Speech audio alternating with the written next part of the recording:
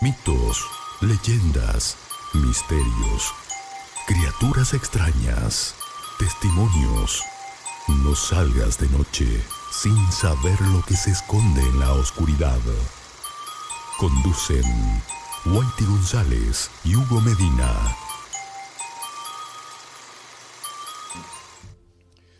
Nos adentramos a este mundo de lo desconocido, de lo misterioso, a través de No Salgas de Noche, este programa que nos lleva a recorrer mitos, leyendas, historias, sobre todo de nuestro norte argentino, acá Ahora en le Salta, toca. Argentina. Hola. ¿No? ¿Cómo andas, Hugo? ¿Cómo estás, Whitey? ¿Qué tal? ¿Cómo Ahora va sí todo? les toca al norte argentino. Al norte argentino, sí, Porque sí, sí. trabajamos sobre Patagonia, que nos fue un video Bastante muy, bien. muy bien visto. Así que muchísimas gracias a todos.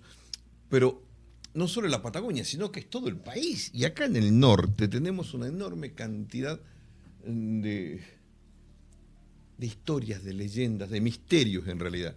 Porque si yo le digo a alguna persona de alguna de las cosas que vamos a charlar hoy, che, es una leyenda, te dicen, no, a mí me pasó. A mí me pasó, claro. Sí. Entonces, hay gente que cuenta historias, ¿no? Entonces, el término más correcto es, hay muchos misterios. Tal cual. Y vos sabés que uno de los que más nos toca, por proximidad y por la violencia que tiene y el terror que genera, y genera en mucha gente y en generaciones interminables, Pero nosotros desde niños desde chico. escuchábamos sobre estas historias, ¿no? Y los que vivieron en el interior de la provincia de Salta, en la parte de agricultura, donde hacían sobre todo los ingenios azucareros, las ciudades que tenían ingenios azucareros lo sabían. Lo decían en voz baja porque tenían miedo de invocarlo.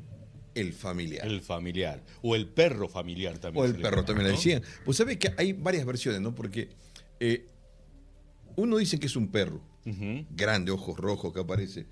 Y otros dicen que es una víbora gigante, un víborón, que está en el fondo de la fábrica, en el fondo del ingenio, en la parte más oscura.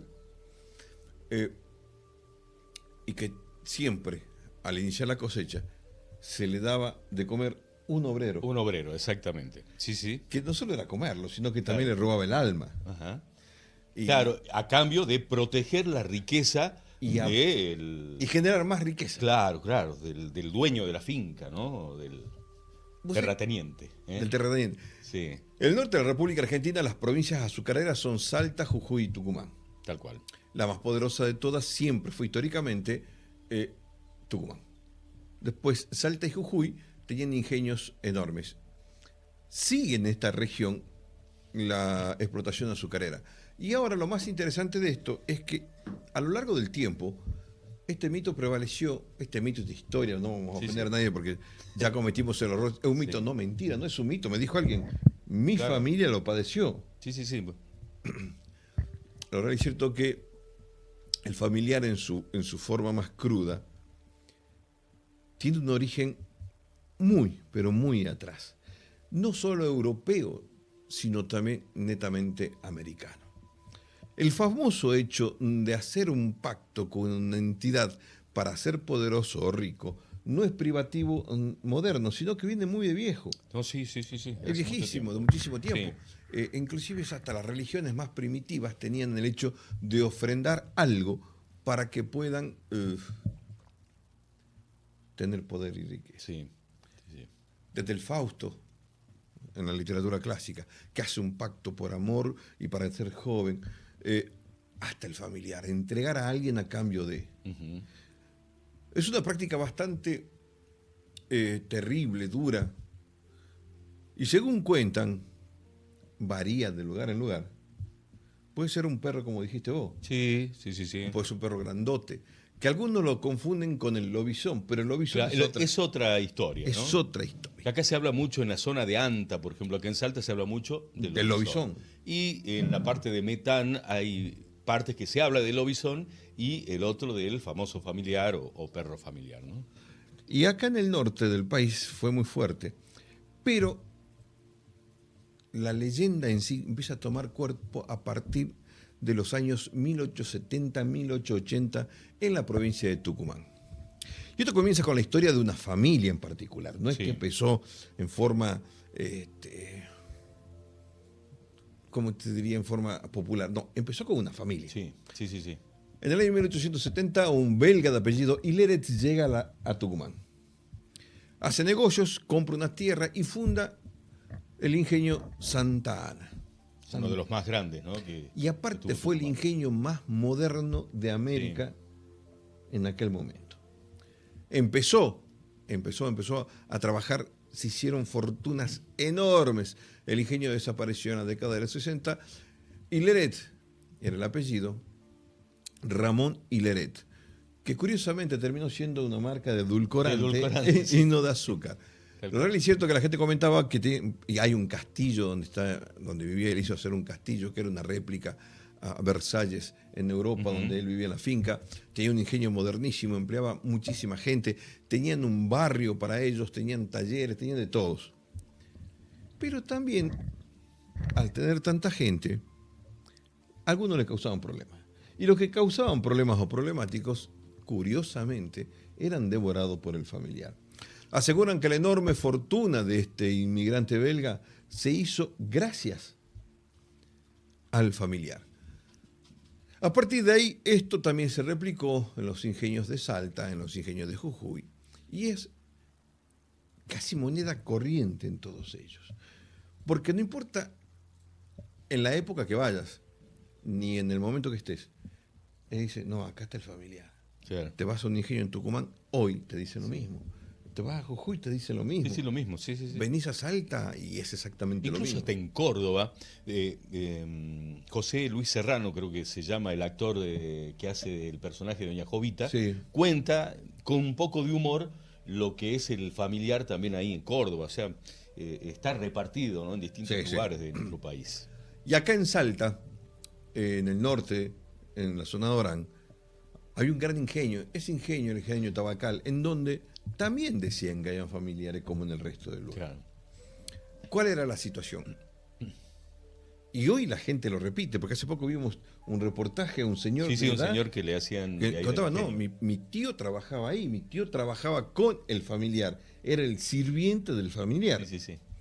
Y la historia es sencilla, llegaba una época del año, debajo de las estructuras gigantescas, que eran laberínticas y eran intimidantes, porque los ingenios azucareros eran enormes, siguen siendo enormes, un lugar secreto, profundo, generalmente el sótano, vivía una criatura monstruosa, que algunos lo dicen que era como un lobo gigante, un perro enorme con ojos rojos, otros los miran como si fuese una víbora enorme, una serpiente con ojos rojos, pero también lo muestran como una persona. Una persona, un ser humano, digamos. Un ser humano. Exactamente. A principio de año, después de Navidad, dice que a principio de año se juntaba el dueño con el familiar. Y el familiar le decía, este año necesito que me mandes uno, o me mandes dos, o me mandes tres. Claro. O incluso dice que a veces cuando se rebelaban algunos trabajadores del ingenio, ahí, chao, pum, ¿no? Aparecía el familiar. O si no, también otros dicen que era más que nada con esos trabajadores golondrinas, ¿viste? Que andan de un lado para otro, que no tenían familia y todo eso. Pero bueno, son relatos, dichos, ¿no? Relatos, y aparte se daban en casi todos, en todos los ingenios, no era privativa de todos. En todos los ingenios. También se habla que no solo aparecían en los ingenios, sino que había grandes hacendados, sobre todo en la zona de Anta, en donde ofrecían, y ahí tiene otra connotación más tremenda, hacer un pacto con el demonio para tener riqueza implicaba darle un familiar, obsequiarle un hijo, obsequiarle un hermano, una hermana, al demonio a cambio de. Sí. Entonces se le decía familiar a eso también, a la persona que era sacrificada para tener más riqueza. Riqueza, claro. Entonces terminaba siendo esta persona como sirviente del demonio, o bien como si fuese el alimento de él. Difieren mucho, como decías vos, no es lo mismo en el este de Salta que en el norte, que en el sur de Tucumán, pero la leyenda del familiar tiene una fuerza increíble. Sí, totalmente. Y hasta el día de hoy la gente escucha sobre el familiar y habla en voz baja, porque piensa que va a estar. Exactamente. El tema también es que durante muchos años se utilizó esta leyenda para justificar la desaparición de gente, de sindicalistas y gente que protestaba por sus derechos. Claro. Era una costumbre y se hizo tremendamente, lamentablemente, tremendamente efectiva en los años 60.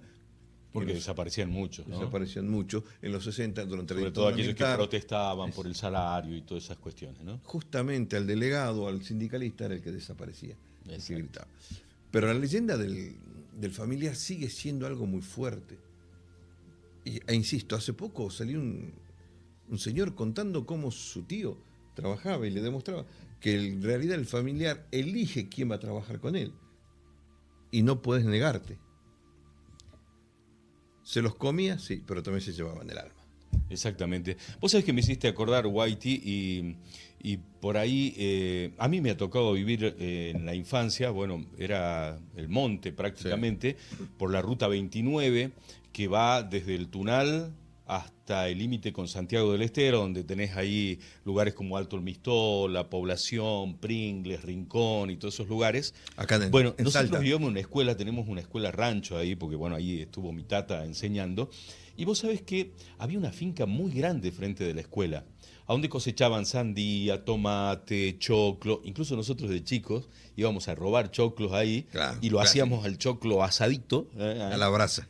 Y vos escuchás, obviamente, las historias de las personas que viven ahí, de los lugareños, de los grandes, y ellos te dicen, yo lo vi al familiar.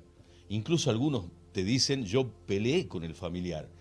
Y te lo dicen con tal convencimiento que capaz o tal vez le haya pasado ese tipo de cuestiones, pero en esa zona, por ejemplo, que es departamento de Metam, no de Anta, porque por ahí muchos Sí. se confunden, ese lugar todos piensan que es Anta, pero no, departamento de Metam, se escucha mucho, sobre todo en esa finca, porque había un tipo que era muy rico, que tenía Sí. mucha plata, pero lo único que hacía no era un ingenio, pero se cosechaban muchas cosas que después se Una gran riqueza. una gran riqueza, pero las historias que te cuentan ahí, por ejemplo, los mayores, los grandes, es increíble. Y uno de chico, bueno, obviamente le tiene miedo y cada vez que íbamos a ese lugar y escuchábamos algún ruido, decíamos, era el familiar.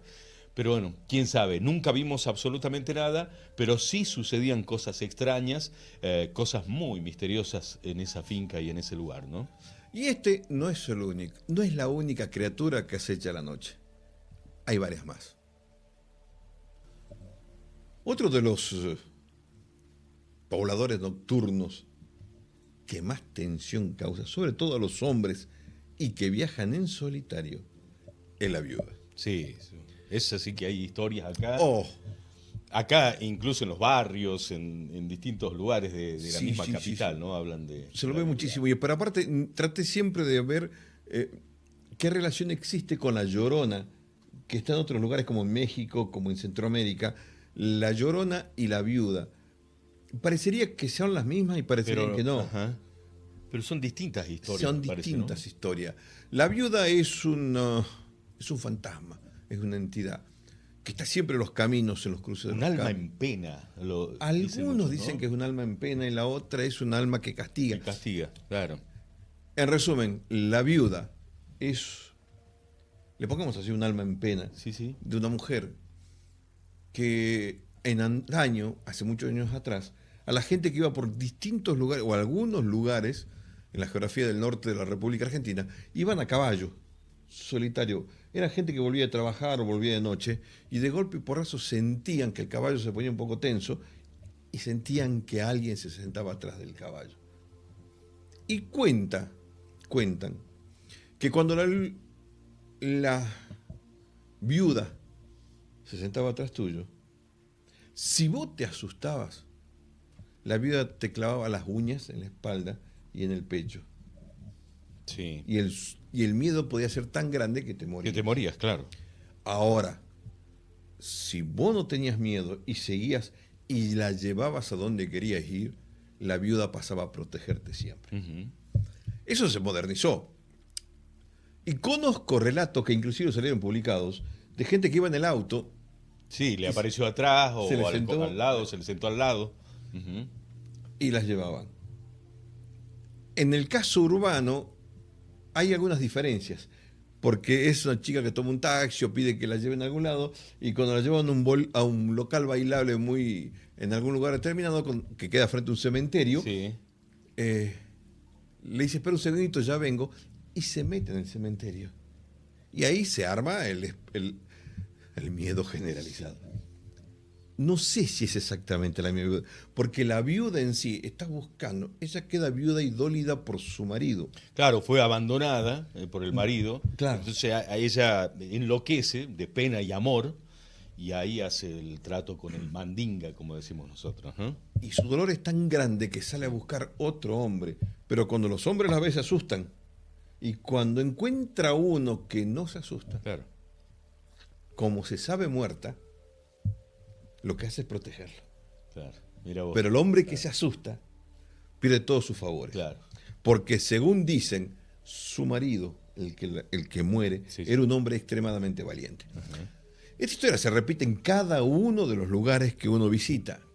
Hay pueblos en donde lo único que falta es hacerle un monumento a la viuda de la enorme cantidad de testimonios que hay. Es increíble la cantidad de gente que dijo, lo vi, conozco a alguien que le pasó.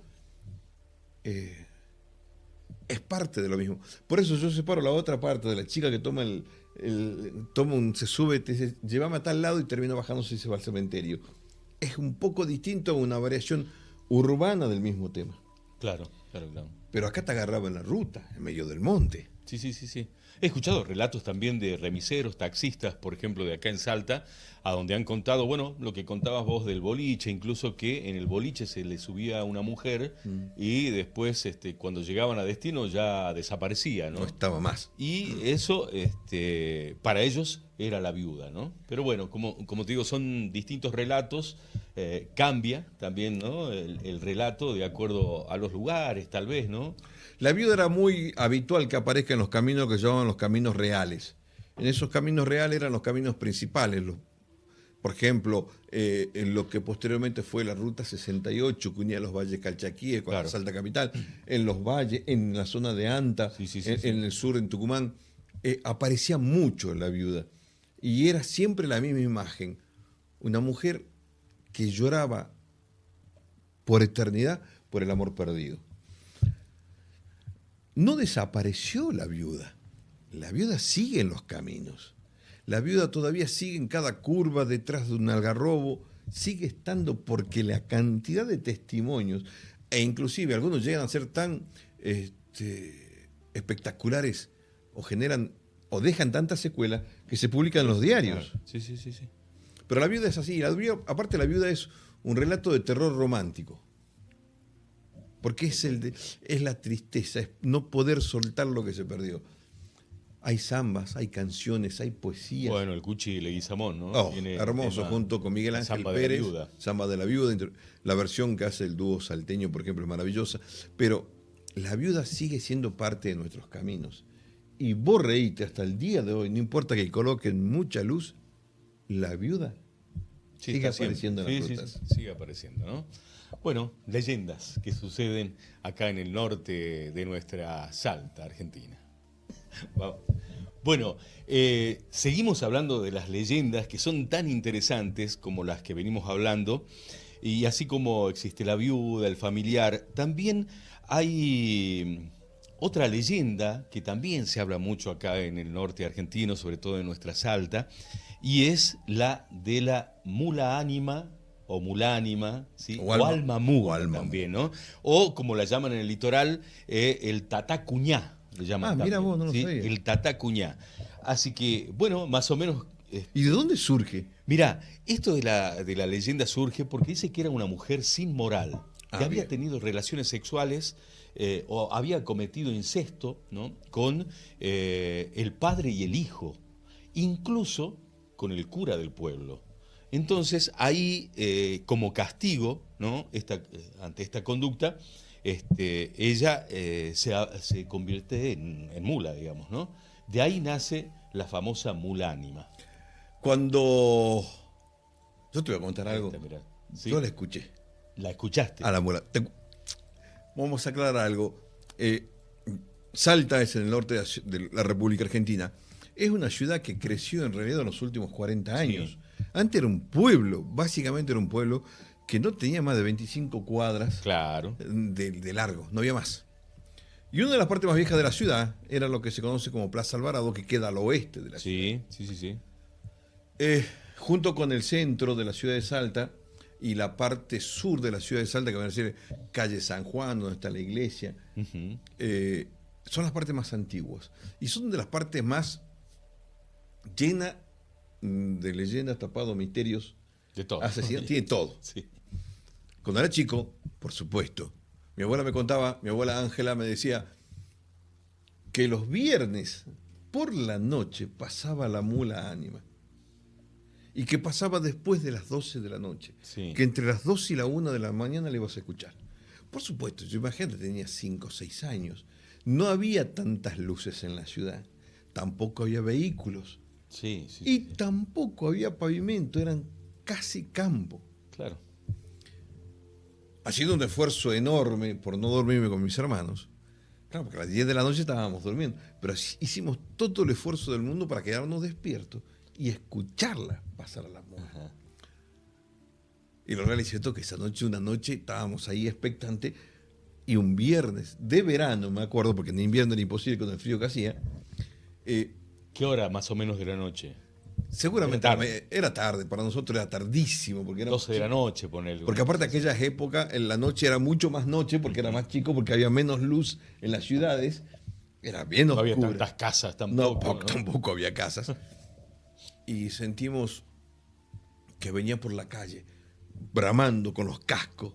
Imagínate, con 10 años quedábamos paralizados porque encima no podíamos prender las luces de la habitación porque si no nos castigaban, porque teníamos que estar durmiendo. Entonces, todo esto lo vivíamos escuchando lo que pasaba en la calle, que estaba oscura, iluminada muy poco con alguna luz, y adentro de la habitación oscura. Y la pasaba, y sentimos pasar, bramando como si estuviese Porque enojada. dice que por ahí, claro, gritaba, ¿no? Exactamente. Gritaba con un gran dolor. Aparte bramaba y se paraba de golpe, clavaba los cascos y se rameaba sobre la tierra y apuntaba a una casa buscando una pecadora. Mirá vos. Lo verdad es cierto que en mi imaginación infantil nosotros la escuchamos. Yo la escuché pasar. Y según los relatos que hay, al menos me voy a referir únicamente a la ciudad de Salta, porque sé que también, como vos decías, estaba en el litoral Sí. argentino, también estaba en otros lugares. La mula Ánima atravesaba las calles principales. A la noche, cuando no había nadie, la sentías que venía bramando, como decían, desde los cerros. Si la calle era de tierra, dejaba las huellas marcadas y se sentía un ruido seco. Pero si había empedrado, saltaban chispas sobre ella. Una de las historias más interesantes, aparte de lo que vos comentabas, que castigaba el pecado, los insectos, Claro. el Sí, sí, sí. incesto en sí, perdón, también tiene mucho que ver con la representación simbólica de no debes faltar a la moral porque te castigan. Claro, sobre todo en esos tiempos, ¿no? Sí.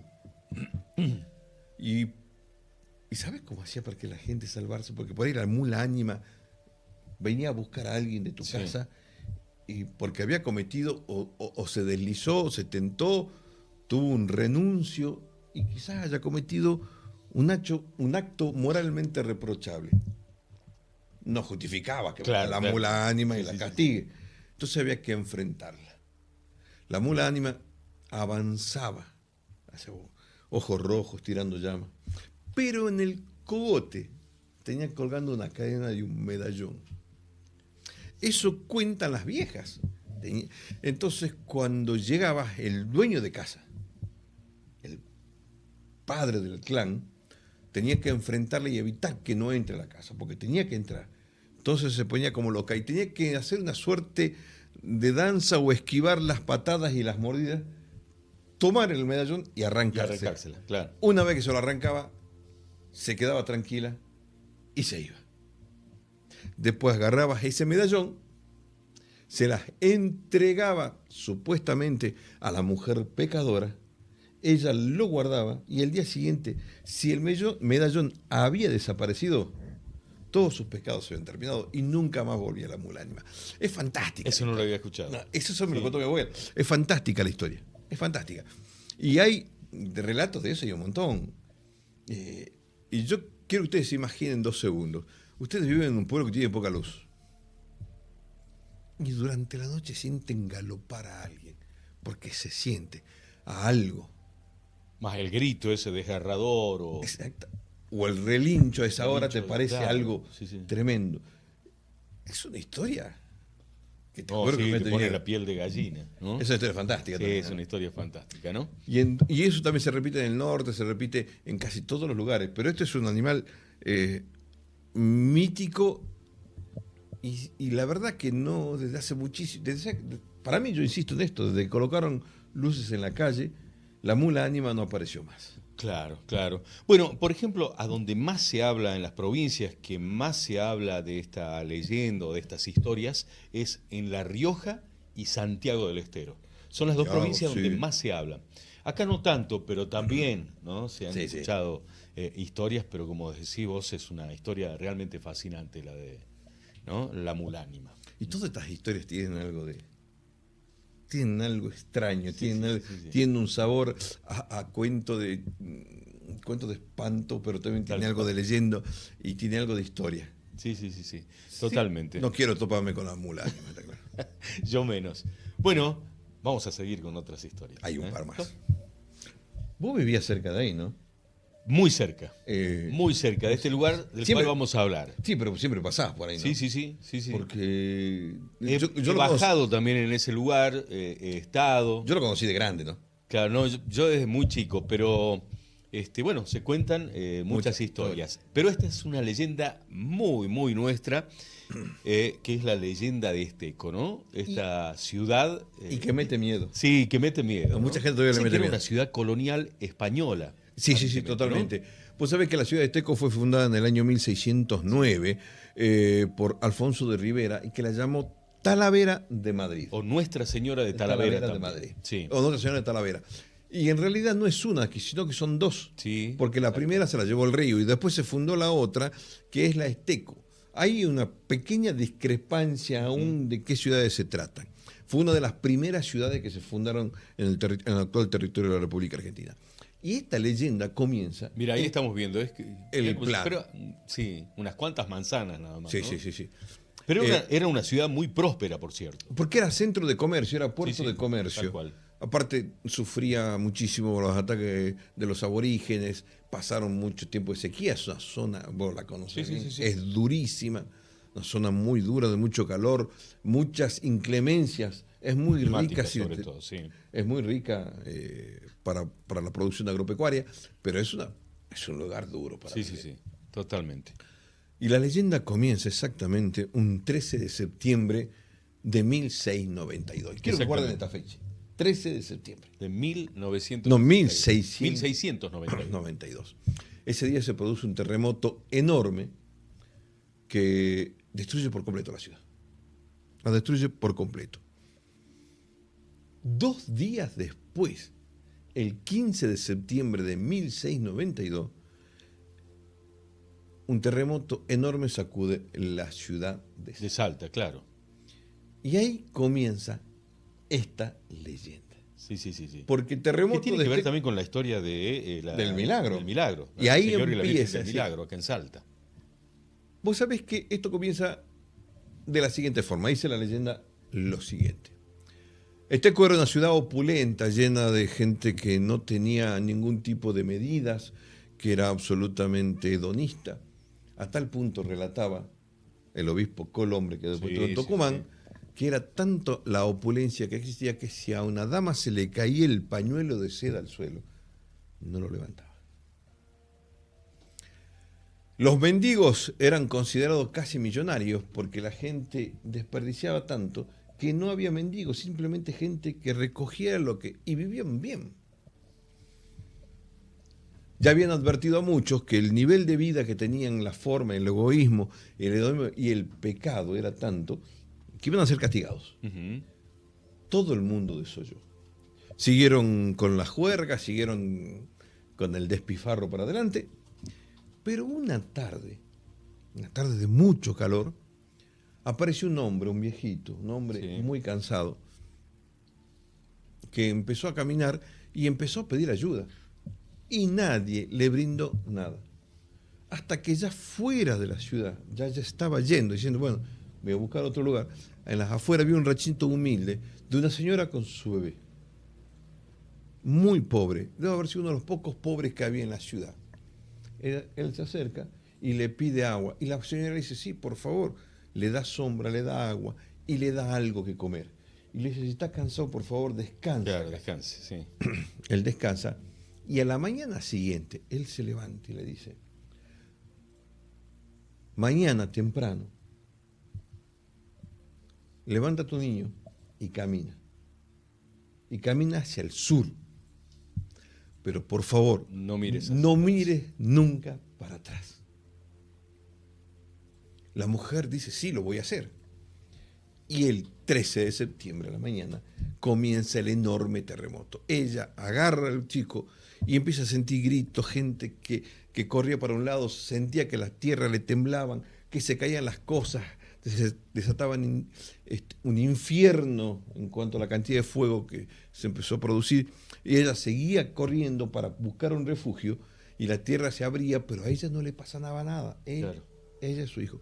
Y lo que no tenía que hacer era mirar para atrás nada más. Pero en un momento dado sintió tantos gritos de dolor que se dio vuelta para verlo, Ujú. Por curiosidad. por curiosidad.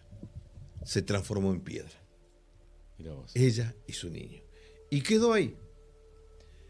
Esta historia tiene mucho que ver con la historia de Lot y Sodoma. Sí, claro. Es únicamente Tal que cual. se transforma en sal y acá.